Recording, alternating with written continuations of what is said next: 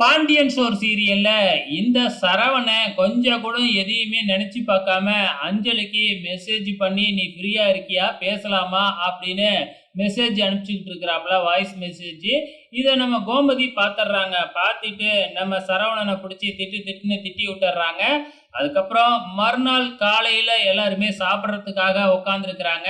ஆனா எல்லாருமே லேட்டா தான் வராங்க. ஸோ நம்ம கதிரும் கொஞ்சம் லேட்டா தான் வந்து உட்கார்றாப்புல. அப்பத்தா வந்து பார்த்தீங்கன்னா, "ஏன் இவ்வளோ நேரம் தூங்குனீங்க? ரொம்ப சோர்வா இருக்கீங்களே!" அப்படின்னு நம்ம பாண்டியன் விசாரிக்கும் பொழுது, "நைட்டு ஃபுல்லா ஒரே வெக்கையா இருந்துச்சு. தூங்கவே முடியல." அப்படி இப்படின்னு சொல்லிக்கிட்டு இருக்கிறாங்க. "இது தான்டா சந்தர்ப்பம்." அப்படின்னு சொல்லி நம்ம கதிர் ஆரம்பிச்சிடுறாப்புல பிரச்சனை. "உங்க வீட்ல தான் ஏசி இருக்குல்ல, அப்ப அங்கேயே போக வேண்டியது தானே!" அப்படிங்கிற மாதிரி நம்ம கதிர் அப்பத்தாவ பார்த்து சொல்ல, "என்ன இப்படி பேசுற?" அப்படின்னு சொன்ன உடனே, "ஆமா, வந்ததுலேருந்தே இந்த வீட்ல அது இல்ல, இது இல்லன்னு சொல்றீங்க.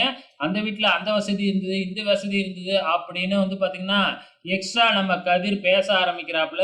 "நம்ம அப்படியெல்லாம் ஒண்ணும் சொல்லவே இல்லையே!" அப்படின்னு அப்பத்தாவும் யோசிக்கிறாங்க. "இவன் எதுக்கு இப்படி பேசுறான்?" அப்படிங்கிற மாதிரி வந்து பார்த்தீங்கன்னா, பேசிச்சுக்கிட்டே இருக்கும் பொழுது, நம்ம கதிர் வேணும்னே கோவமா அங்கருந்து கோவிச்சுக்கிட்டு வெளியில வர்ற மாதிரி வெளியில வந்து ஆப்போசிட்ல இருக்கிற நம்ம முத்துவேல், சக்திவேல் வீட்டுக்கு கேட்கிற மாதிரி வந்து பார்த்தீங்கன்னா, அவங்கள வேணும்னா அந்த வீட்டுக்கே போக சொல்லுங்க. எதுக்கு இந்த வீட்ல இருந்துகிட்டு குறை சொல்லிக்கிட்டே இருக்கிறாங்க? அப்படி இப்படின்னு வந்து பார்த்தீங்கன்னா, கதிர் பயங்கரமா கத்த ஆரம்பிச்சிடுறாப்புல.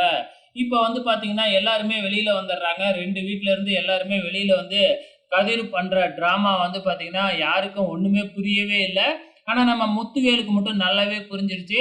நம்ம கேட்டுக்கிட்டதுக்காக தான் நம்ம அம்மாவ இந்த வீட்டுக்கு வர வைக்கிறதுக்காக இவன் இப்படிலாம் பண்ணிக்கிட்டு இருக்கான் அப்படிங்கிறத முத்துவேல் நல்லாவே புரிஞ்சுக்கிறாங்க. ஆனா மத்தவங்களுக்கு யாருக்குமே புரியவே இல்ல. கதிர வந்து ஒழுங்கா அப்பத்தா கிட்ட மன்னிப்பு கேளு அப்படின்னு சொல்லிக்கிட்டு இருக்கிறாங்க. ஆனா கதிர் இருந்துகிட்டு நான்லாம் கேட்கவே முடியாது அப்படின்னு சொல்லிக்கிட்டு இருக்கிறாப்புல.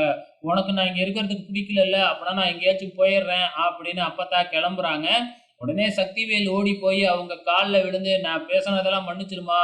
இந்த வீட்டுக்கெல்லாம் போக வேணாம். வாம்மா எங்க வீட்டுக்கே வந்துரு. நம்ம வீட்டுக்கே வந்துரு." அப்படின்னு எப்படியோ சமாதானப்படுத்தி அப்பத்தாவ அந்த வீட்டுக்கே கூட்டிக்கிட்டு போயிடுறாப்புல.